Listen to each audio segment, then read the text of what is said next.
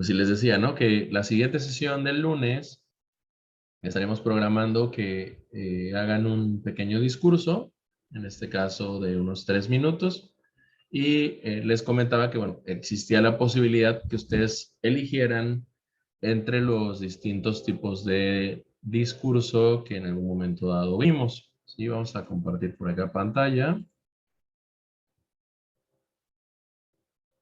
Estas son los tres tipos de discurso que les planteé como posibilidad para que aplicaran, ¿no? Pero yo sé que, pues aquí en este caso, como lo vemos, pues es un discurso que se queda como muy en una cuestión de texto, que puede ser como a lo mejor en algún momento dado, ligeramente complejo de entender o y de interpretar. Entonces dije, bueno, voy a hacer el ejercicio de en los 4 casos, hacerles una pequeña demostración. Quizás ahorita yo que haga el discurso de cada uno de los distintos aspectos, me tarde más, un poquito más de los 3 minutos, pero bueno, en este caso, la idea es, y lo que quiero que noten es que quiero que entren en la modalidad de discurso como tal, no tanto que se estén preocupando como por el tema del tiempo. Por el tema del tiempo, eso me voy a estar yo como atendiendo, ¿no? A final de cuentas es más como lo que yo quiero que hagan es que le pierdan el miedo al hecho de tener que hablar, ¿sí? Y sobre todo hablar a partir de una, pues, insisto, una línea discursiva, ¿no? Ya sea esta narrativa, ya sea esta descriptiva, ya sea esta expositiva o ya sea esta argumentada. ¿Sí? Cada uno de ustedes, como se los dije en la sesión pasada, tienen completa y absoluta libertad de elegir la temática con la que se sientan más cómodos en el tipo de discurso en el que se sientan más cómodos. Ahorita aquí yo hice 4 diferentes, aquí tengo, ahorita van a ir viendo las historias diferentes, los diferentes temas que decidí tocar, del narrativo, descriptivo, expositivo y argumentado. ¿Sí? Entonces, bueno, voy a empezar.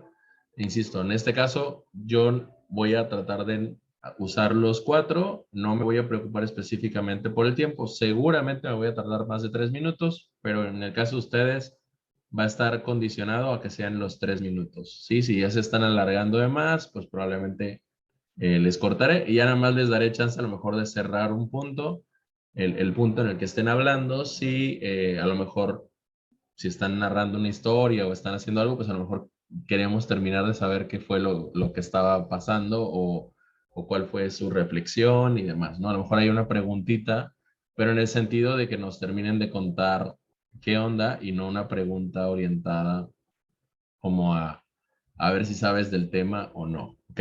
Entonces, ahorita vamos a ir viendo cada uno, cada vez que termine uno, les preguntaré si tienen alguna duda, si algo no quedó entendido, si algo ahí está como confuso y demás. ¿Sí? ¿Dudas hasta aquí? De todas formas, ¿no? Pues vamos a pasar a los ejemplos, ¿de acuerdo? Entonces, vamos a empezar con el ejemplo narrativo. Bueno, leo la descripción de narrativo para que caigamos en cada cuenta qué onda con cada uno de estos. Nos dice narrativo. Es una forma de exposición de hechos relatables, o sea, estamos contando una historia por medio de una trama, por lo que requiere de ordenar ciertas acciones de una cierta forma secuencial, es decir, las cosas tienen que ir pasando de una tal o cual manera y se llega a utilizar analogías, es decir, comparativos o metáforas, ¿sí? Aspectos que nos lleven a pensar o reflexionar sobre lo que escuchamos o se nos contó. Dicho esto, vamos a la historia primera narrativa y pues, empezaría yo mi presentación y diría, hola jóvenes, muy buenos días. Quiero iniciar con esta frase que dice, algunas veces no hacer nada es estar haciendo algo, ¿sí? Y me gustaría contarles la pequeña historia, pequeña pero significativa historia de un personaje que me parece muy interesante y del que la mayoría de nosotros no sabemos nada. Esta persona es Stanislav Petrov, al que algunas personas lo conocen como el hombre que salvó al mundo. Y seguramente ustedes se pueden estar preguntando, ¿y cómo es posible que esta persona haya salvado al mundo y yo no lo conozca? O que esta persona pueda ser conocido por algunos como alguien que salvó el mundo y no sea tan famoso. Mucho menos si vemos cuándo salvó el mundo, que fue el 25 de septiembre de 1983. Y bueno, pues para entender esta circunstancia, ¿no? Pues probablemente tenemos que dar un poquito de contexto. ¿Quién es Stanislav Petrov y en qué situación ocurrió este fenómeno al que se le llama como el momento en que él salvó al mundo? Bueno, Stanislav Petrov es un agente ruso, una persona que estaba en lo que en ese entonces era la extinta Unión de Repúblicas Socialistas Soviéticas, y estábamos en el contexto de la Guerra Fría. Para los que no ubiquen qué era la Guerra Fría, bueno, era este conflicto en el cual Estados Unidos y lo que es la URSS, o lo que hoy es Rusia, estaban en un constante eh, luchar por ver quién era el país que se hacía con la supremacía del mundo, es decir, quién le demostraba al otro que su forma de gobierno, su forma de actuar era la mejor. Y algo que podemos saber sin ninguna duda era que en ese entonces, tanto Estados Unidos como Rusia, lo único que hacían era cada vez tratar de demostrarse que eran los mejores, y haciendo, tratando de ganar la carrera espacial y tratando de ganar la carrera armamentista, es decir, ver quién podía acumular mayor cantidad de armas en algún momento dado. Y en esta carrera armamentista, pues empezó una lucha por ver quién tenía la mayor cantidad de armas nucleares, ¿sí? Y cuando los dos países se hicieron a tener la mayor cantidad de armas nucleares posibles, pues de repente pasó lo lógico, que fue cada uno de los dos países, Rusia y Estados Unidos, armó sistemas en los cuales la única intención era descubrir si el otro país en algún momento dado te apuntaba y te disparaba misiles nucleares, ¿no? Porque tenías en todo momento la sospecha de que en el afán de dominar el mundo, el otro país te podía bombardear, ¿no? Con misiles nucleares. Y ahí es donde entra este personaje, Stanislav Petrov. ¿Cuál era el trabajo de Stanislav Petrov? Bueno, Stanislav Petrov tenía un solo trabajo. Tenía que mirar un monitor todo el día y en ese monitor iba a aparecer si en algún momento dado los Estados Unidos lanzaba misiles contra Rusia. ¿Y qué tenía que hacer Stanislav Petrov si eso pasaba? Si Stanislav veía que Estados Unidos en algún momento dado había mandado misiles, su trabajo era presionar un botón y mandar misiles nucleares de vuelta hacia los Estados Unidos. ¿Sí? Que ya estaban programados para golpear específicamente a ciertas ciudades. Y entonces, prácticamente en ese momento, podríamos decir que podríamos estar hablando del fin de la humanidad como la conocemos. ¿Por qué? Porque si existiese una guerra nuclear entre los Estados Unidos y Rusia, el invierno nuclear que vendría como consecuencia daría como finalidad prácticamente la extinción de la raza humana, ¿no? El mundo quedaría completamente aniquilado por la radiación. Entonces, ¿qué ocurrió? Bueno, un 25 de septiembre de 1983, Stanislav estaba haciendo su trabajo de rutina, que era ver los monitores, y de repente en la pantalla apareció que un misil nuclear se dirigía hacia Rusia. Y obviamente alguien que está acostumbrado a ver ese monitor y saber que en ese monitor no aparece absolutamente nada, cuando ve que este misil se dirige hacia Rusia, pues él entra en pánico, ¿no? Y empieza a pasar por su cabeza todo lo que ocurrirá si él decide presionar el botón, ¿no? ¿Qué hace Stanislav Petrov? Dice, no, no puede ser, o sea, los americanos no van a iniciar la guerra, la destrucción de la humanidad, la tercera guerra mundial, con un misil, y decide no hacer nada, sí, decide contemplar nada más, ¿no? Y pasados unos cuantos segundos empiezan a aparecer otros misiles en el monitor. Y su preocupación es todavía mayor porque sabe, ¿no? La inminencia de lo que va a ocurrir. Y pasan unos cuantos minutos reflexionando y lo último que decide es no presionar nada. Es decir, él siendo ruso, siendo su trabajo el identificar estas amenazas y actuar en consecuencia, decide que no va a hacer nada. Que pues si ya los americanos prácticamente decidieron bombardear Rusia, él no va a presionar el botón para iniciar un contraataque y con esto pues prácticamente él estaría condenando como a la especie humana, ¿no? ¿Y qué ocurrió? Bueno, lo que ocurrió es que aquí seguimos, a Rusia no lo bombardearon los Estados Unidos y lo que terminó pasando es que hubo una alteración solar en ese día en específico que provocó que en el radar de Stanislav apareciera como que había un ataque. No había ningún ataque, era solamente un error del sistema.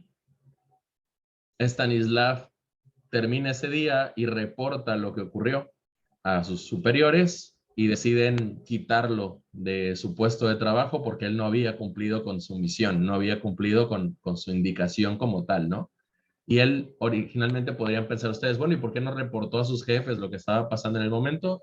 Él no lo quiso hacer porque pensó que si lo hacía, eso detonaría. Obviamente ellos dirían, no hay que lanzar los misiles, ya estamos bajo ataque, ¿no? Y consciente de que eso pasaría, él decidió no hacer nada.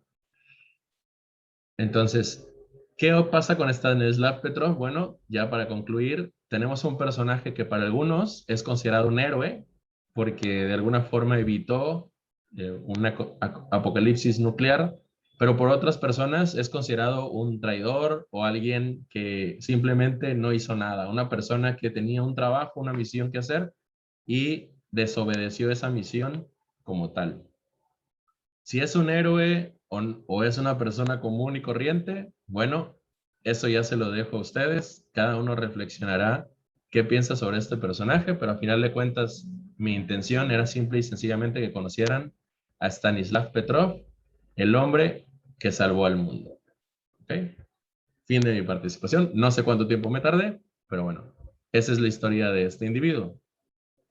¿Qué pasó aquí? Utilicé la estructura narrativa.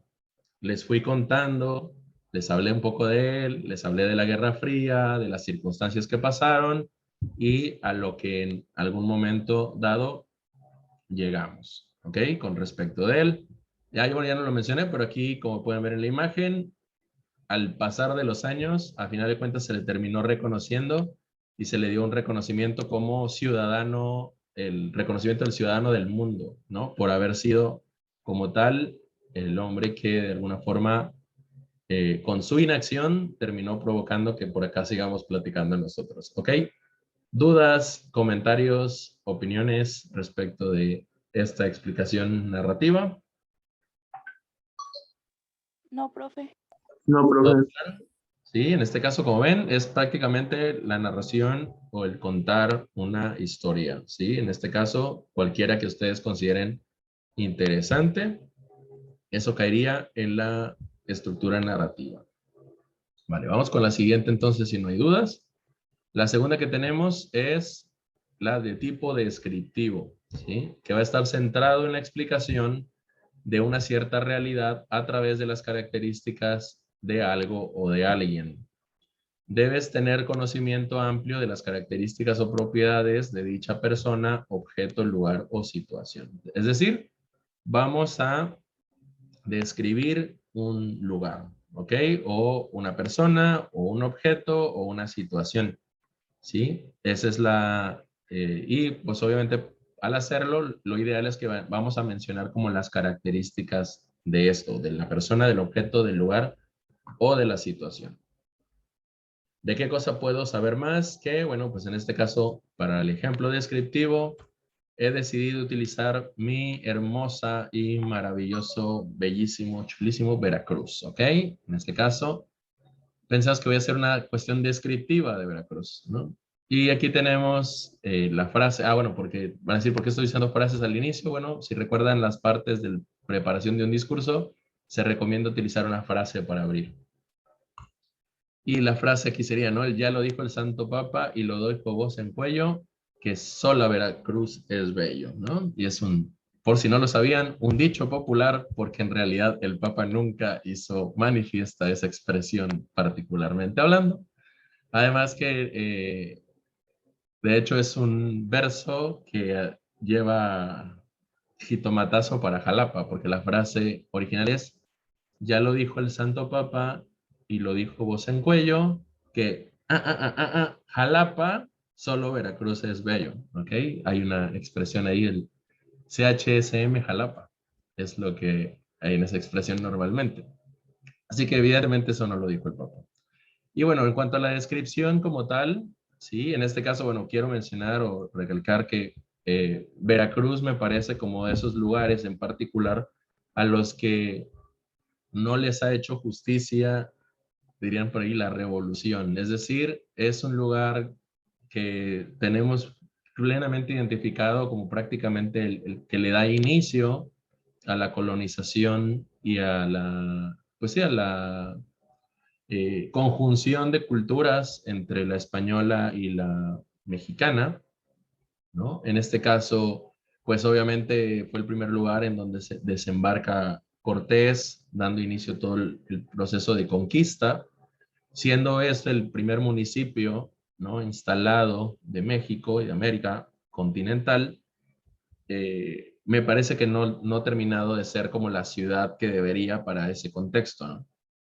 Otras características que me parecen que obviamente hacen Veracruz un lugar fabuloso y por el cual me encanta es el hecho de que tenemos toda una serie de circunstancias como muy particulares, como por ejemplo nuestra forma particular justo de hablar, ¿no? El hecho de que tengamos tantas palabras puntuales que no se utilicen en el resto del país, el hecho de lo florido de nuestro lenguaje, lo alegre de su gente, ¿no? Lo particular de su gastronomía, que como que involucra elementos de muchas regiones diferentes, pero que al mismo tiempo tiene sus particularidades generales, como por ejemplo el hecho que sea el único lugar donde comamos bolovanes en toda la República Mexicana, ¿no? Esas características me parecen como bastante interesantes.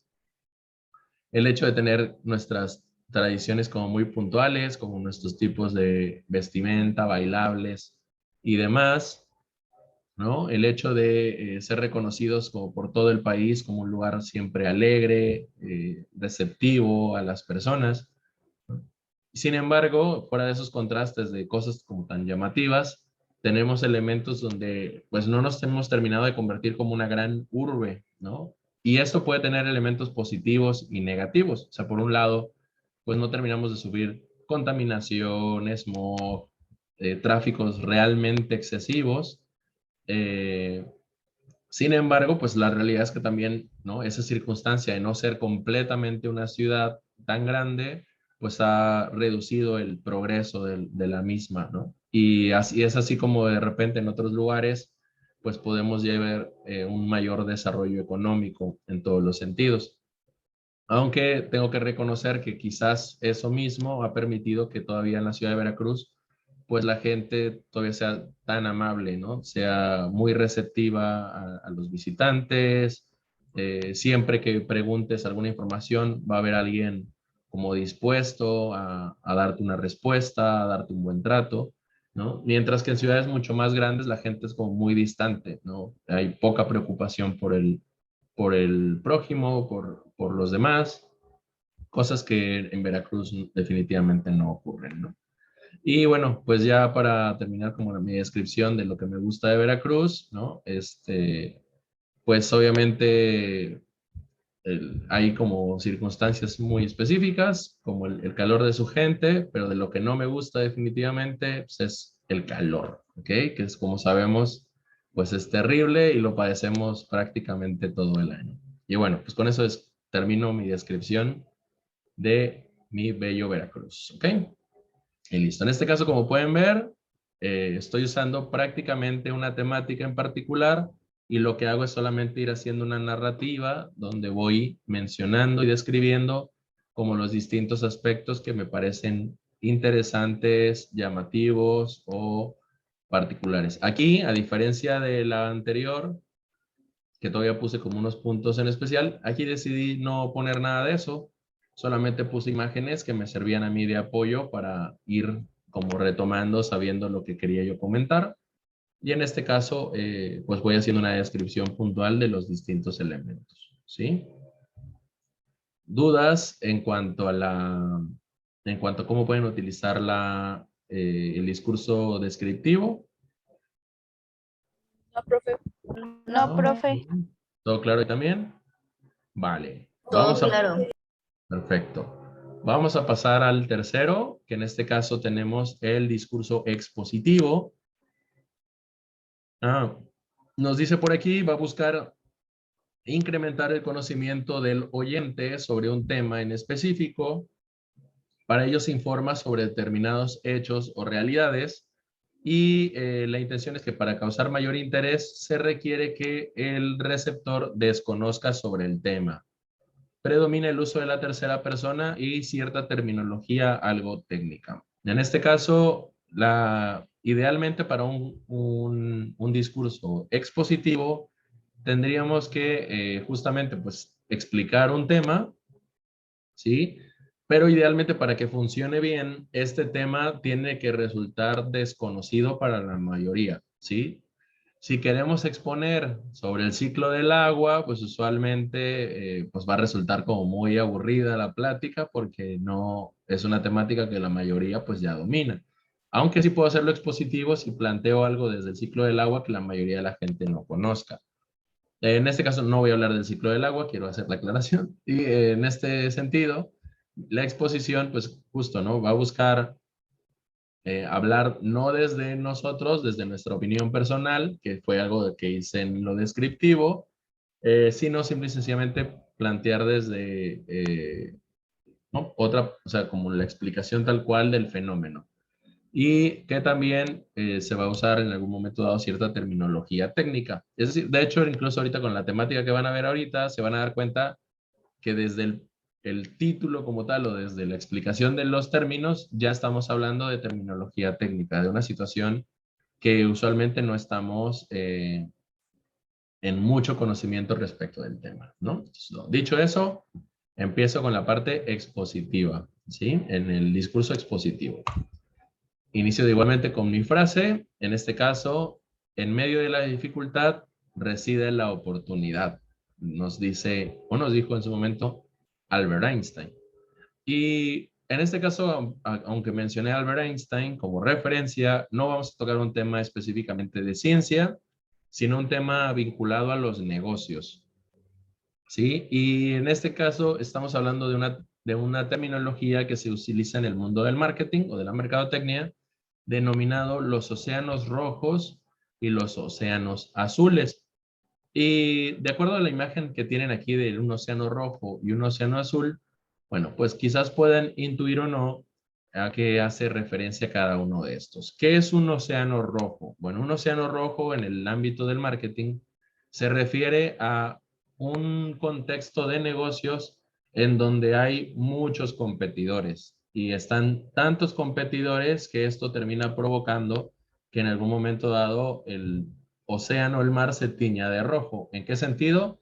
Que hay una lucha tan encarnizada entre los distintos actores que termina provocando que nunca logres o termines de posicionarte como una empresa, porque en el momento en que aflojas ligeramente, hay la posibilidad que otro te destrone y te gane tu posición. El mejor ejemplo que se me ocurre para los océanos rojos es el mundo de los celulares, ¿sí?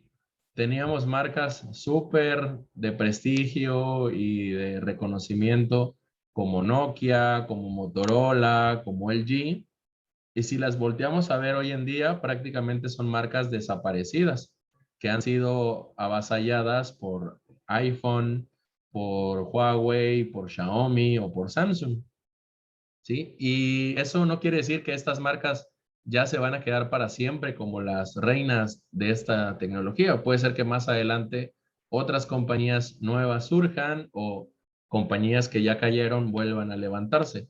Y eso es a lo que nos referimos con el océano rojo, que están peleando tanto estas marcas que nunca se dan como la oportunidad de lograr tener un poco de estabilidad y paz. O sea, tienes que estar todo el tiempo luchando por tratar de ganar y un pequeño error te puede significar desaparecer, ¿no? O sea, convertirte en una marca que prácticamente pierde toda la posibilidad de prosperar. Y en este contexto del Océano Rojo surge una alternativa, que es el conocido como el Océano Azul. El Océano Azul es lo contrario al Océano Rojo y es justo lo que hace referencia a la frase arriba, que es que en medio de esta dificultad, es decir, de donde todo el mundo se está jalando de los pelos por ganar, busques una oportunidad, ¿no? Y la oportunidad es irte por un camino en donde no están todos peleándose y sacándose los ojos por ver quién es el líder. Y ahí es donde están o destaco yo estas tres marcas, ¿sí? Tesla, el Cirque du Soleil y Nintendo Switch. ¿Qué pasa con estas tres marcas? Bueno, estas tres marcas tomaron la determinación de utilizar la estrategia de Océano Azul.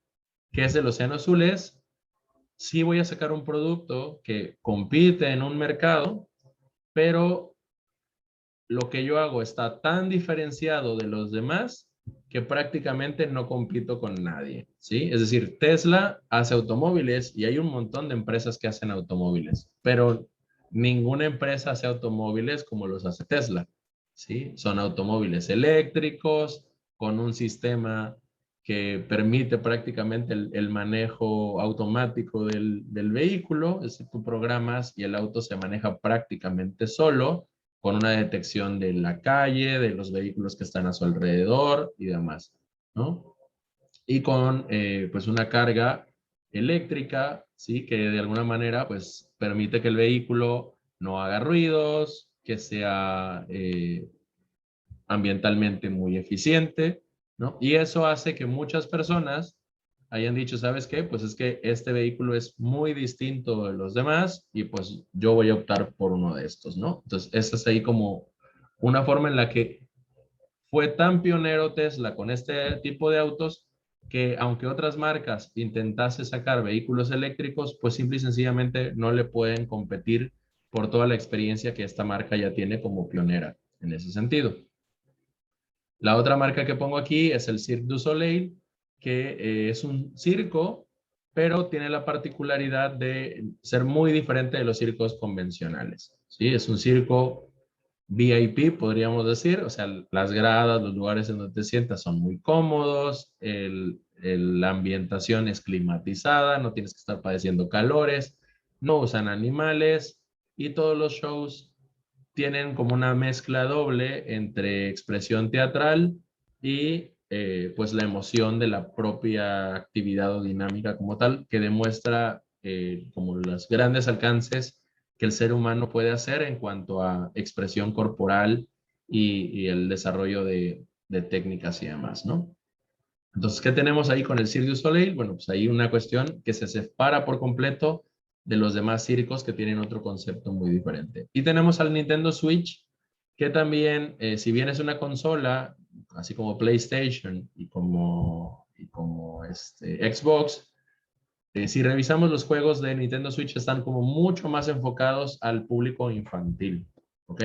Si bien tiene juegos para todas las edades, ha decidido Nintendo Switch usualmente manejar videojuegos muy orientados al público infantil y se combina muy bien y ahí se distingue de las demás consolas por el hecho de que tiene la posibilidad de ser desplazada, es decir, puede ser una consola tanto fija que conectas a tu televisión como algo que decides llevarte, ¿no? Y usarla como de forma portátil, ¿ok? Por lo tanto, ahí, en esos dos rubros, Nintendo se separa del combate que históricamente las demás consolas han tenido y deja a Xbox y PlayStation peleándose solitas por ver quién gana como en consola en modo convencional. ¿Ok? Entonces, esa sería ahí, digamos, mi explicación, ¿no? Ya puedo decir, ¿no? Pues si estuviéramos cerrando la parte expositiva, pues les dejo ya esta temática para que reflexionen si quizás el negocio que ustedes tienen lo pueden hacer, ¿no? Más adelante del Océano Azul o si lo prefieren del Océano Rojo, ¿no? Y con eso hago mi pregunta como de reflexión para los demás y he terminado mi discurso. Okay. ¿Dudas aquí con la parte expositiva? No, No, profe. profe. Nada, todo clarísimo también. Ok, vale. Me quedan 6 minutos y bueno, ahorita para como narrar o leer todo lo que tiene que ver con la parte final, que es el argumentado, vamos cerrando el enlace y ya regresamos para este último punto. ¿Sí? Ahorita los veo por acá y terminamos con ese.